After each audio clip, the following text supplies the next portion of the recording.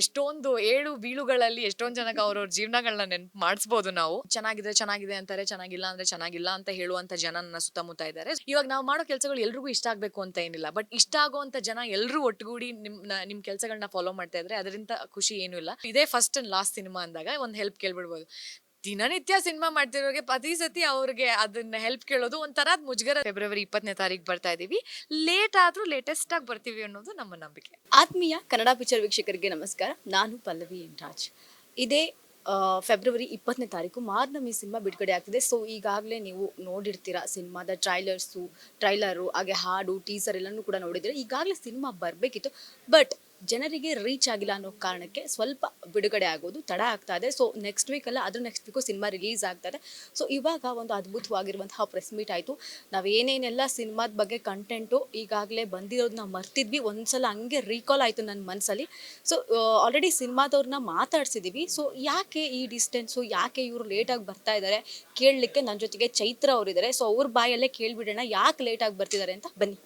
Hi Chaitra ಅವರೇ, ಹೇಗಿದ್ದೀರಾ? Hi, ನಾನ್ ಚೆನ್ನಾಗಿದ್ದೀನಿ, ನೀವ್ ಹೇಗಿದ್ದೀರಾ? ನಾನು ಸೂಪರ್ಬ್ ಆಗಿದ್ದೀನಿ. ಸೊ ಮೊದಲನೇದಾಗಿ ಯಾಕೆ ಇಷ್ಟೊಂದು ಲೇಟಾಗಿ ಬರ್ತಿದ್ದೀರಾ? ನಿಮ್ಮ ಫ್ಯಾನ್ಸ್ ಎಲ್ಲ ಬೇಜಾರು ಮಾಡ್ಕೊಂಡಿದ್ದಾರೆ. ಯಾಕಂದ್ರೆ ನಾವು ಫಸ್ಟ್ 2 ಡೇಟ್ಸ್ ಏನ್ ಅನೌನ್ಸ್ ಮಾಡಿದ್ವಿ ಅದೆಲ್ಲ ತುಂಬಾ ಹರಿಯಲ್ಲಿ, ಬಿಕಾಸ್ ದೊಡ್ಡ ಸಿನಿಮಾಗಳು ಬರ್ತಾ ಇತ್ತು. ಸೊ ಅವ್ರಿಗಿಂತ ಮುಂಚೆ ಬರೋಣ, ಇಲ್ಲ ಅವ್ರಾದ್ಮೇಲೆ ಬರೋಣ ಅಂತ ಅವ್ರನ್ನ ರೆಫರೆನ್ಸ್ ಪಾಯಿಂಟ್ ಆಗಿ ಇಟ್ಕೊಂಡು ಅದನ್ನ ರಿಲೀಸ್ ಎಲ್ಲ ಪ್ಲಾನ್ ಮಾಡ್ಕೊಳ್ತಾ ಇದ್ವಿ. ಬಟ್ ಅದು ಎಲ್ಲೋ ನಮ್ಮ ಪ್ರಮೋಷನ್ಸ್ಗೆ ನಾವೇ ಏನೋ ರಿಸ್ಟ್ರಿಕ್ಟ್ ಮಾಡ್ಕೊಳ್ತಾ ಇದೀವಿ ಅನ್ನೋ ತರ ಅನ್ನಿಸ್ತು ನಮಗೆ. ಬಿಕಾಸ್ ನಮಗೆ ತುಂಬಾ ಜನ ರೀಚ್ ಮಾಡಕ್ಕಿತ್ತು, ಅಂಡ್ ಅಷ್ಟು ಜನ ರೀಚ್ ಮಾಡಬೇಕು ಅಂದ್ರೆ ಅದಕ್ಕೆ ಟೈಮ್ ಬೇಕು. ಸೊ ಟೈಮ್ ತಗೊಂಡು ನಾವು ಹೊರಗೆ ಬರಬೇಕು ಅಂದ್ರೆ ಅದಕ್ಕೆ ಪುಷ್ ಮಾಡಲೇಬೇಕಾಯ್ತು ಡೇಟ್ಸು.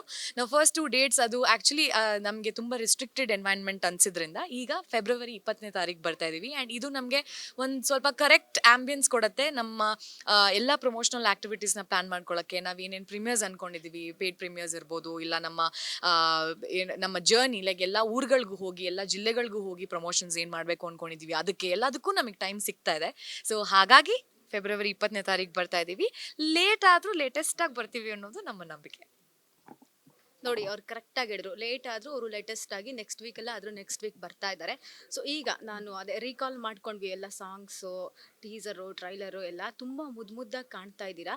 ಸೊ ಹಾಗೆ ನಿಮ್ಮ ಪಾತ್ರದ ಬಗ್ಗೆ ಹೇಳಿಬಿಡಿ. ನನ್ನ ಪಾತ್ರದ ಹೆಸರು ದೀಕ್ಷಾ ಅಂತ. ಆ್ಯಂಡ್ ದೀಕ್ಷಾ ಅಪ್ಪಟ ಮಂಗಳೂರಿನ ಹುಡುಗಿ, ಅಲ್ಲೇ ಹುಟ್ಟಿ ಬೆಳೆದಿರುವಂಥ ಹುಡುಗಿ. ಆ್ಯಂಡ್ ತುಂಬ ತರಲೆ. ಆ್ಯಂಡ್ ಅವಳ ಡಿಸಿಷನ್ಸ್ನ ಹಿಂಗೆ ನಿಂತ ಜಾಗದಲ್ಲಿ ಮಾಡ್ತಾಳೆ, ತುಂಬ ಯೋಚನೆ ಮಾಡೋಕೆ ಹೋಗಲ್ಲ ಅಂತ ಒಂದು ಪಾತ್ರ. ಆ ಪಾತ್ರಕ್ಕೂ ನನ್ನ ವೈಯಕ್ತಿಕ ವ್ಯಕ್ತಿತ್ವಕ್ಕೂ ತುಂಬ ಡಿಫ್ರೆನ್ಸ್ ಇದೆ. ಬಿಕಾಸ್ ನಾನು ತುಂಬ ಯೋಚನೆ ಮಾಡ್ತೀನಿ, ಅಳ್ದು ನೋಡಿ ತೂಗಿ ಡಿಸಿಷನ್ಸ್ ತಗೊಳ್ಳೋದು ಜಾಸ್ತಿ. ಬಟ್ ದೀಕ್ಷಾ ಅಂತವಳು ಅಲ್ವೇ ಅಲ್ಲ, ಅದರಿಂದ ತುಂಬ ತೊಂದರೆಗಳಿಗೆ ಒಳಗಾಗ್ತಾಳೆ ಸಿನಿಮಾದಲ್ಲಿ. ಅದು ಏನೇನು ಅಂತ ನಿಮ್ಗೆ ಗೊತ್ತಾಗುತ್ತೆ ಸಿನಿಮಾ ನೋಡಿದ್ರೆ. ಅದು ಒಂದು very different love story also ಇದೆ. ಅಂದ್ರೆ ತುಂಬಾ ಕಾಂಪ್ಲಿಕೇಟೆಡ್ ರಿಲೇಶನ್ಶಿಪ್ಸ್ ನಾವೆಲ್ಲರೂ ನೋಡಿರ್ತೀವಿ. ಆ ಲವ್ ಸ್ಟೋರಿನ ಆದಷ್ಟು ರಿಯಲಿಸ್ಟಿಕ್ ಆಗಿ ನಮ್ಮ ಸಿನಿಮಾದಲ್ಲೂ ತೋರ್ಸಕ್ ಟ್ರೈ ಮಾಡಿದೀವಿ. ಅಂಡ್ ಅವರ ಲವ್ ಸ್ಟೋರಿ ನೋಡ್ತಿರ್ಬೇಕಾದ್ರೆ ಎಷ್ಟೊಂದು ಕ್ಷಣಗಳಲ್ಲಿ ನಿಮ್ಮ ಲವ್ ಸ್ಟೋರಿಗಳು ನಿಮಗೆ ನೆನಪಾಗ್ಬೋದು. ಅಂಡ್ ಎಷ್ಟೊಂದು ಏಳು ಬೀಳುಗಳಲ್ಲಿ ಎಷ್ಟೊಂದು ಜನಕ್ಕೆ ಅವ್ರವ್ರ ಜೀವನಗಳನ್ನ ನೆನಪು ಮಾಡಿಸ್ಬೋದು ನಾವು ಅನ್ನೋದು ನಮ್ಮ ನಂಬಿಕೆ. ನಮ್ಮ ಡೈರೆಕ್ಟರ್ ತುಂಬಾ ಚೆನ್ನಾಗಿ ಅದನ್ನ ಎಂದಿದ್ದಾರೆ ಅಂತ ಅನ್ಕೊಂಡಿದೀವಿ.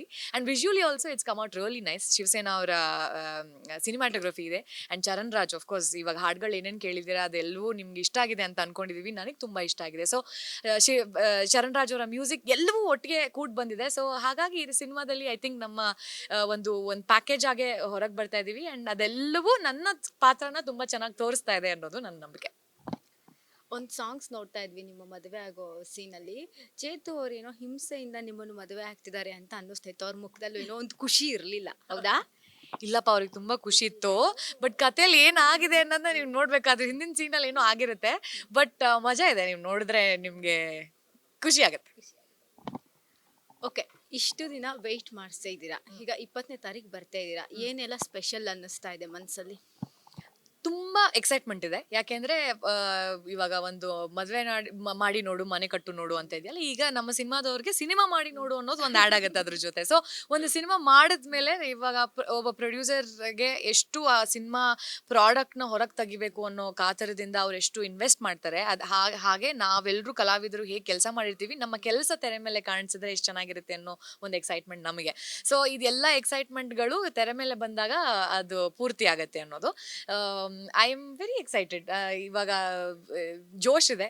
ಜನಕ್ಕೆ ಇದನ್ನೆಲ್ಲ ತಲುಪಿಸ್ಬೇಕು, ಜನ ಇದನ್ನ ನೋಡಬೇಕು, ನಮ್ಮ ಕಂಟೆಂಟ್ನ ಮತ್ತೆ ಮತ್ತೆ ನೋಡಿ ಜನ ಆದಷ್ಟು ಥಿಯೇಟರ್ಗಳಿಗೆ ಬರಬೇಕು ಅನ್ನೋದು ಒಂದು. ಆ್ಯಂಡ್ ನಮ್ಮ ಋತ್ವಿಕ್ ಅವರು ಮನೆಗಳ ಒಂದು ಭಾಗ ಆಗಿರುವಂಥವ್ರು. ಕಿರುತೆರೆಯಲ್ಲೆಲ್ಲ ಅವರು super star basically.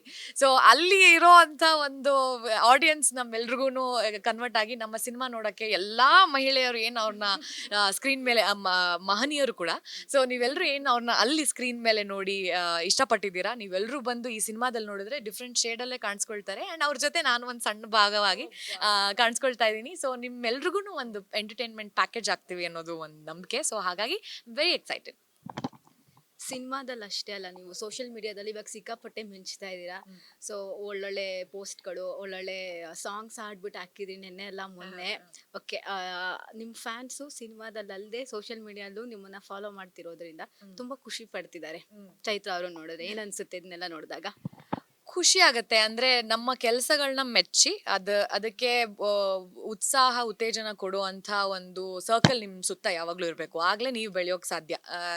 And constructive criticism ಇರಬೇಕು. ಅದಕ್ಕೆ ಐ ಥಿಂಕ್ ಐ ಹ್ಯಾವ್ ನನ್ನ very close circle of people. ಅವ್ರಿಗೆ ಏನ್ ಅನ್ಸುತ್ತೆ ಅದನ್ನ ತುಂಬಾ ಚೆನ್ನಾಗಿ ವ್ಯಕ್ತಪಡಿಸ್ತಾರೆ. ಅಂಡ್ ಚೆನ್ನಾಗಿದೆ ಅಂತಾರೆ, ಚೆನ್ನಾಗಿಲ್ಲ ಅಂದ್ರೆ ಚೆನ್ನಾಗಿಲ್ಲ ಅಂತ ಹೇಳುವಂತ ಜನ ನನ್ನ ಸುತ್ತಮುತ್ತ ಇದ್ದಾರೆ. ಸೊ ಹಾಗಾಗಿ ಅದು ಇನ್ಸ್ಟಾಗ್ರಾಮ್ ಅಲ್ಲಿ ಕೂಡ ನನ್ನ ಫಾಲೋ ಮಾಡೋರು ಅದೇ ರೀತಿಯಲ್ಲಿ ಒಳ್ಳೇದ್ ಬಯಸುವಂತವ್ರು ಎಷ್ಟು ಜನ ಇದ್ದಾರೆ. ಅಂಡ್ ಅವರೆಲ್ಲರೂ ಮೆಸೇಜ್ ಮಾಡಿದಾಗ ಖುಷಿ ಆಗುತ್ತೆ. ಒಂದೊಂದು ದಿನ ಅದಕ್ಕೆ ಅಂತಾನೆ ಮೀಸಲಿಟ್ಟು ಎಲ್ಲಾ ಮೆಸೇಜಸ್ ಹೋಗಿ ಆದಷ್ಟು ಜನಕ್ಕೆ ರಿಪ್ಲೈ ಮಾಡೋಕ್ಕೂ ಟ್ರೈ ಮಾಡ್ತೀನಿ ನಾನು. ಸೊ ಖುಷಿ ಆಗುತ್ತೆ ಅವರೆಲ್ಲರೂ ಸಪೋರ್ಟ್ ಹೀಗೆ ಮುಂದುವರಿಲಿ. ಅಂಡ್ ನಾನು ಮಾಡೋ ಕೆಲಸಗಳು, ಇವಾಗ ನಾವು ಮಾಡೋ ಕೆಲಸಗಳು ಎಲ್ರಿಗೂ ಇಷ್ಟ ಆಗಬೇಕು ಅಂತ ಏನಿಲ್ಲ, ಬಟ್ ಇಷ್ಟ ಆಗೋವಂಥ ಜನ ಎಲ್ಲರೂ ಒಟ್ಟುಗೂಡಿ ನಿಮ್ಮ ಕೆಲಸಗಳನ್ನ ಫಾಲೋ ಮಾಡ್ತಾ ಇದ್ರೆ ಅದರಿಂದ ಖುಷಿ ಏನೂ ಇಲ್ಲ. ಸೊ ಹಾಗಾಗಿ ಇನ್ನು ಹೆಚ್ಚಿನ ಜನ ನೋಡಿ, ಇನ್ನು ಹೆಚ್ಚಿನ ಜನ I want them to be a part of my family. And please keep supporting like this. ನಾನು ಒಂದಷ್ಟು ಪೋಸ್ಟ್ಗಳನ್ನ ಹಂಗೆ ನೋಡ್ತಾ ಇರ್ತೀನಿ. ಅದ್ರಲ್ಲಿ ಕೆಲವೊಂದಷ್ಟು ಪೋಸ್ಟ್ಗಳಿಗೆ ನೀವು ಕಮೆಂಟ್ ಮಾಡಿರ್ತೀರಿ. ಇವಾಗ ತುಂಬಾ ಇಷ್ಟ ಆದ್ರೆ ಮಗುದು ಯಾವುದೋ ಒಂದು ರೀಲ್ಸ್ ಇತ್ತು, ಅಥವಾ ಕನ್ನಡಕ್ಕೆ ಅಪೋಸಿಟ್ ಆಗಿ ಯಾರೋ ಮಾತಾಡಿದ್ರು, ಅಲ್ಲೂ ಕೂಡ ಚೈತ್ರ ಅವರು ಕಮೆಂಟ್ಸ್ ಇರ್ತಾರೆ. ಅಂದ್ರೆ ಅಷ್ಟೊಂದು ಪೇಷನ್ಸ್ ಇಂದ ಇನ್ಸ್ಟಾಗ್ರಾಮು, ಫೇಸ್ಬುಕ್ ಎಲ್ಲ ನೋಡ್ತಿರ್ತೀರಾ? ಆಫ್ಕೋರ್ಸ್, ಅಂದ್ರೆ ಫ್ರೀ ಟೈಮಲ್ಲಿ ಎಷ್ಟು ಒಂದೊಂದು ಸರ್ತಿ ತುಂಬಾ ನೋಡಲ್ಲ. ಆ್ಯಂಡ್ ಯಾವಾಗಾದ್ರೂ ಶೂಟ್ ಮಧ್ಯ ಇಲ್ಲ ತುಂಬಾ ಎಲ್ಲೋ ಟ್ರಾವೆಲ್ ಮಾಡ್ತಾ ಇರ್ತೀನಿ, ಅವಾಗ ಸ್ವಲ್ಪ ಜಾಸ್ತಿ ಅವಾಗ ರೀಲ್ಸ್ ನೋಡೋದು ಜಾಸ್ತಿ. ಬಟ್ ಅದು ನೋಡಿದಾಗ ಒಳ್ಳೆ ಕೆಲಸಗಳು ಎಲ್ಲಿ ಕಾಣಿಸಿದ್ರು I think I make show. ಅಂದ್ರೆ ಚೆನ್ನಾಗಿದೆ ಅಂದ್ರೆ ಚೆನ್ನಾಗಿದೆ ಅಂತೆ. ಕಂಟೆಂಟ್ ಕ್ರಿಯೇಷನ್ ಅದೆಲ್ಲ ತುಂಬಾ ಕಷ್ಟ. ಇವಾಗ ನಾನೇ ಅದನ್ನ ಮಾಡೋಕ್ಕಾಗುತ್ತೆ ಅಂದ್ರೆ ಖಂಡಿತವಾಗ್ಲೂ ಮಾಡೋಕ್ಕಾಗಲ್ಲ. ಇಲ್ಲ ಅಟ್ಲೀಸ್ಟ್ ನಾನು ಅದನ್ನ ಟ್ರೈ ಮಾಡಿರೋರು ಮಾಡ್ತಿರ್ಬೇಕಾದ್ರೆ ಒಂದು ಉತ್ತೇಜನ ನಮ್ ಮ್ಯಾಕ್ಸಿಮಮ್ ಏನ್ ಕೊಡಕ್ ಸಾಧ್ಯ, ಒಳ್ಳೆ ಮಾತಾಡಕ್ ಸಾಧ್ಯ. ಸೊ ಅದನ್ನ ನಾನು ಖಂಡಿತ ಮಾಡ್ತೀನಿ. ಅಂಡ್ ಅದು ನನಗೆ ಖುಷಿ ಕೊಡುತ್ತೆ. ಅವ್ರ ಕೆಲಸನ ಮೆಚ್ಚಿದಾಗ ನನಗೆ ಒಂಥರ ಖುಷಿ ಆಗುತ್ತೆ. ಸೊ ಹಾಗಾಗಿ ಐ ಥಿಂಕ್ ಇಷ್ಟೊಂದು ಜನ ಆಕ್ಚುಲಿ ಅದನ್ನ ಹೇಳ್ತಾರೆ ಗೊತ್ತಾ, ಎಲ್ಲಿ ನೋಡಿದ್ರು ನಿಮ್ ಕಾಮೆಂಟೇ ಕಾಣಿಸುತ್ತೆ ಅಂತ. ಬಟ್ ನನಗೆ ಕಂಟೆಂಟ್ ನೋಡಿದಾಗ ಸುಮ್ಮನೆ ಇರಕ್ಕಾಗಲ್ಲ, ಚೆನ್ನಾಗಿದೆ ಅಂತ ಹೇಳ್ಬಿಡ್ಬೇಕು. ಸೊ ಹಂಗೆ. ಸೊ ಏನಾದ್ರು ಒಂದು ಸಿನಿಮಾ ಮಾಡಿರ್ತೀರಾ ಅಥವಾ ಹೊಸದಾಗಿ ಏನಾದ್ರು ಮಾಡಿರ್ತೀರಾ, ಸೊ ಯಾರ ಹತ್ರನಾದ್ರೂ ಒಂದು ಸಪೋರ್ಟ್ ಕೇಳಕ್ಕೆ ಮುಜುಗರ ಆಗುತ್ತಾ? ಹೌದು, ಖಂಡಿತವಾಗ್ಲು. ಬಿಕಾಸ್ ಅವರು ಎಷ್ಟೇ ಕ್ಲೋಸ್ ಫ್ರೆಂಡ್ ಆಗಿದ್ರು, ಇಲ್ಲ ನಿಮ್ಮ ಫ್ಯಾಮಿಲಿ ಮೆಂಬರೇ ಆಗಿದ್ರು, ನಮಗಿರುವಂಥ ಸಲಿಗೆನ ಲೆಟ್ಸ್ ಸೇ ಇವಾಗ ನಂದು ಇದೇ ಫಸ್ಟ್ ಅಂಡ್ ಲಾಸ್ಟ್ ಸಿನಿಮಾ ಅಂದಾಗ ಒಂದು ಹೆಲ್ಪ್ ಕೇಳ್ಬಿಡ್ಬೋದು. ದಿನನಿತ್ಯ ಸಿನಿಮಾ ಮಾಡ್ತಿರೋರಿಗೆ ಪ್ರತಿ ಸತಿ ಅವ್ರಿಗೆ ಅದನ್ನ ಹೆಲ್ಪ್ ಕೇಳೋದು ಒಂಥರ ಮುಜುಗರ. ಅವ್ರಿಗೇನು ಅನ್ಕೊಳ್ಳಲ್ಲ ಮೋಸ್ಟ್ಲಿ. ಬಟ್ ನಮ್ಗಿರತ್ತಲ್ಲ, ಅಯ್ಯೋ ಮತ್ತೆ ಹೋಗಿ ಹೆಲ್ಪ್ ಕೇಳ್ಬೇಕಾ, ಮತ್ತೆ ಇದನ್ನ ಮಾಡಿ ಅಂತ ಕೇಳ್ಬೇಕಾ ಅಂತ ಎಲ್ಲ. But at the end of the day content ಚೆನ್ನಾಗಿದ್ದಾಗ ನಾವು ಕೇಳೋದೇ ಬೇಡ, ಅವರೇ ಶೇರ್ ಮಾಡಿರ್ತಾರೆ. ಸೊ ಹಂಗಾಗಿರೋದು ಉಂಟು ಯಾವಾಗ್ಲೂ. ಬಟ್ ಖಂಡಿತವಾಗ್ಲೂ ಆಗುತ್ತೆ ಮುಜುಗರ ಕೇಳಕ್ಕೆ. ಓಕೆ, ರೀಸೆಂಟ್ ಆಗಿ ಲ್ಯಾಂಡ್ ಲಾರ್ಡ್ ಸಿನಿಮಾ ಬಂತು. ಅದರಲ್ಲಿ ಶೆಟ್ರ್ ಆಕ್ಟಿಂಗ್ ಮಾತ್ರ ಮಸ್ತಾಗಿತ್ತು. ನೋಡಿದ್ರ ಸಿನಿಮಾ ಹೇಗೆ ಅನ್ನಿಸ್ತು? ನಾನು ಆಕ್ಚುಲಿ ನಾಳೆ ಹೋಗಕ್ಕಿದೆ, ಸೊ ಟಿಕೆಟ್ ಬುಕ್ ಮಾಡಿದ್ದೀನಿ. ಬಿಕಾಸ್ ನಾನು ಟ್ರಾವೆಲ್ ಎಲ್ಲ ಮಾಡ್ತಿದ್ದೆ, ಊರಲ್ಲಿರಲಿಲ್ಲ ನಾನು, ಈ ನಮ್ಮ ಪ್ರೆಸ್ ಮೀಟ್ಗಂತ ಬಂದಿದ್ದು. ಬಟ್ ಖಂಡಿತವಾಗ್ಲೂ ನಾನು ಮಿಸ್ ಮಾಡಿದೆ ನೋಡಬೇಕು. ಬಿಕಾಸ್ ನನಗೆ ವಿಜಯ್ ಸರ್ ತುಂಬಾ ಇಷ್ಟ, ಅಂಡ್ ಆಫ್ಕೋರ್ಸ್ ರಾಜ್ ಅವ್ರು ತುಂಬಾ ಇಷ್ಟ. ಅಂಡ್ ಅದರಲ್ಲಿ ರಚಿತಾ ರಾಮ್ ಅವ್ರು ತುಂಬಾ ಚೆನ್ನಾಗಿ ಮಾಡಿದ್ದಾರೆ ಅಂತ ಕೇಳಿದ್ದೀನಿ. ಅಂಡ್ ವಿಜಯ್ ಸರ್ ಅವ್ರ ಮಗಳು ತುಂಬಾ ಚೆನ್ನಾಗಿ ಮಾಡಿದ್ದಾರೆ ಅಂತ ಕೇಳ್ಪಟ್ಟೆ. ಹೌದು, ಅಂಡ್ ಇವ್ರು ವಿಲನ್ ಆಗಿ ಮಾಡಿ ಅವ್ರು ಬಿಟ್ಕೊಟ್ಬಿಟ್ಟಿದ್ದಾರೆ ಅವ್ರ ರೋಲ್ ಏನಂತ ಎಷ್ಟೊಂದು ಜನ ಸೋಷಿಯಲ್ ಮೀಡಿಯಲ್ಲಿ. ಬಟ್ ರಾಜ್ ಅವ್ರನ್ನ ವಿಲನ್ ರೋಲ್ ಅಲ್ಲಿ ನೋಡ್ಬೇಕು ಅಂತ ನಾನು ಕಾತರದಿಂದ ಕಾಯ್ತಾ ಇದ್ದೀನಿ. I want to see. And ಅದಾದ್ಮೇಲೆ ಅವ್ರ ಜೊತೆ ಮಾತಾಡ್ಬೇಕು ಪರ್ಫಾರ್ಮೆನ್ಸ್ ನೋಡಿ. ಯಾ. ಓಕೆ, ಈಗ ಫೈನಲಿ ಸಿನಿಮಾ ರಿಲೀಸ್ ಆಗ್ತಿದೆ 20ನೇ ತಾರೀಕು. ಸೊ ನಮ್ಮ ಸಿನಿಮಾ ಪ್ರೇಕ್ಷಕರಿಗೆ ಏನು ಹೇಳಕ್ ಇಷ್ಟಪಡ್ತೀರಾ? ನಮ್ಮ ಸಿನಿಮಾ ಫೆಬ್ರವರಿ 20ನೇ ತಾರೀಕು ಬರ್ತಾ ಇದೆ. ನಾವೆಲ್ಲರೂ ಸೇರಿ ಆದಷ್ಟು ಒಳ್ಳೆ ಸಿನಿಮಾ ಮಾಡಕ್ ಟ್ರೈ ಮಾಡಿದ್ದೀವಿ.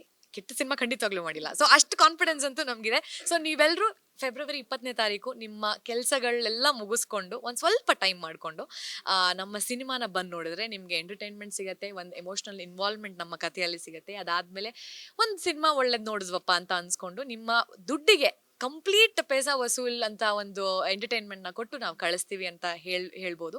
ಸೊ ಹಾಗಾಗಿ ಫ್ಯಾಮಿಲಿ ಸಮೇತ ಬಂದು ನೋಡುವಂಥ ಸಿನಿಮಾ. ಪ್ಲೀಸ್ ಬಂದು ನೋಡಿ. ನಿಮಗೆ ಎಲ್ಲ ಥರದ ಎಂಟರ್ಟೈನ್ಮೆಂಟ್ ನಮ್ಮ ಸಿನಿಮಾ ಮೂಲಕ ಸಿಗತ್ತೆ ಅನ್ನೋ ನಂಬಿಕೆಯಿಂದ ಈ ಒಂದು ಕಳಕಳಿಯಿಂದ ಕೇಳ್ಕೊಳ್ತಾ ಇದ್ದೀನಿ. ಥ್ಯಾಂಕ್ ಯು ಸೋ ಮಚ್ ನಮ್ಮ ಜೊತೆಗೆ ಮಾತಾಡಿದ್ದಕ್ಕೆ. ನೋಡಿದ್ರಲ್ವಾ, ಇದು ಚೈತ್ರ ಅವರ ಮಾತಾಗಿತ್ತು. ಕ್ಯಾಮರಾ ಪರ್ಸನ್ ಅಶೋಕ್ ಜೊತೆಗೆ ಪಲ್ಲವಿ ಎನ್ ರಾಜ್, ಕನ್ನಡ ಪಿಕ್ಚರ್.